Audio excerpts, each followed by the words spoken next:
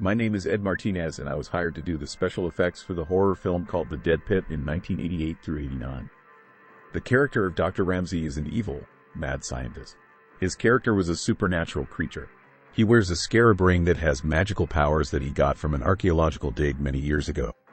He has studied lore and ancient scrolls for his eldritch knowledge. Actor Danny Gochnauer was cast to play the villain. Dr. Ramsey's name was inspired by the film Blood Feast, which is by Herschel Gordon Lewis, an early gore film, and the name of the main character of that film is Fuad Ramses, the cannibalistic caterer. So our doctor is Colin Ramsey, and he gets his powers from his knowledge and his Egyptian scarab ring. He has a gunshot wound to the forehead because the good Dr. Swan, played by Jeremy Slate, caught him doing experiments and atrocities, and shot him with a pistol.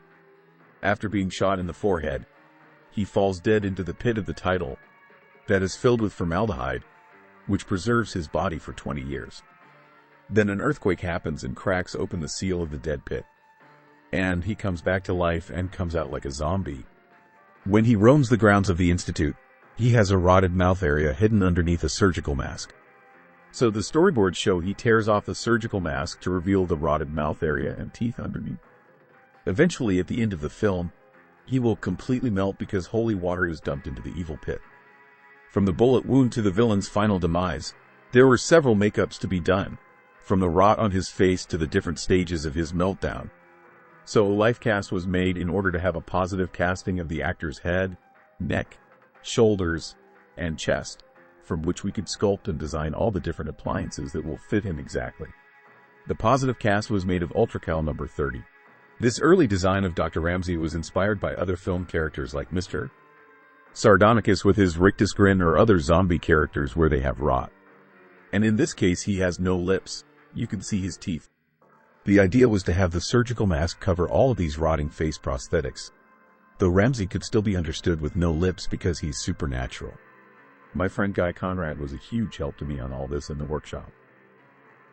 To create some of the melting effects, pieces of tubing were placed underneath the makeup to release pus and smoke and various bodily fluids coming out of his face as he's beginning to die and melt. The portion of the film that required the original makeup was done during principal photography. The film was always meant to end with the evil doctor's demise, but it was felt that this early makeup was not really adequate, and if we had more time and budget, we could do a much better job.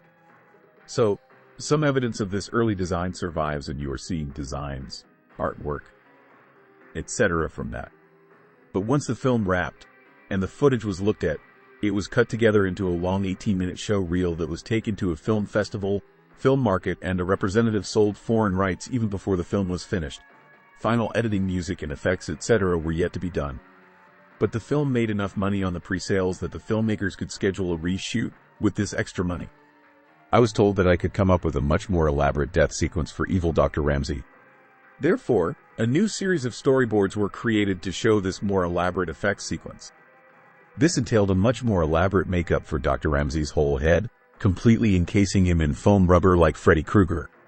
I had learned from the earlier makeup with tubes, and decided to do more tubes in various places. It also included a pair of white contact lenses, so that, as part of the meltdown, he would close his eyes and he would react and his body would fall out of frame. And when he popped back up, he would snap his eyelids open, showing the white pure contact lens for a shocking change. One of the other storyboards in this sequence shows that it is no longer a man in makeup, but has now become a fake head.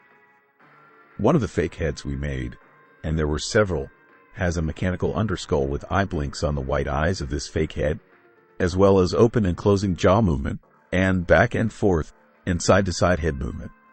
This fake head also had many plastic tubes so that smoke, pus, blood, and other fluids could be pumped out through them, and it had a large spring in the neck. My friend Tim Azaria was a big help on this head. Unfortunately, this elaborate mechanical head was never finished on time. We got very far along but never got the skin on it. Another of the storyboards showed another fake head. This one was dubbed the suck-down head. A core was sculpted of a skeletal form that was much smaller than the outer skin, and it was all mounted together on a wooden board and was rigged to a 5-gallon shop vac. When the vacuum was turned on, the suction from it would remove the air in between the surface skin and in the inner core, resulting in the effect of the Mad Doctor shrinking before your eyes. During shooting, chemical smoke was spritzed on, and the director vibrated the base to create some movement. Here we see sculptor Harry Inman working on a torso which was a plastic full-scale 1-to-1 human skeleton purchased from a medical supply.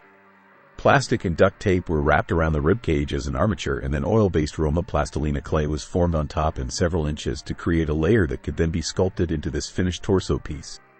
It was molded and cast in latex and foam filled in the mold. Harry started this piece, but Guy Conrad finished it. Mike Wick painted this torso with an airbrush. The footage seen here is a test that was done on video for the final sequence but never got past the test stage.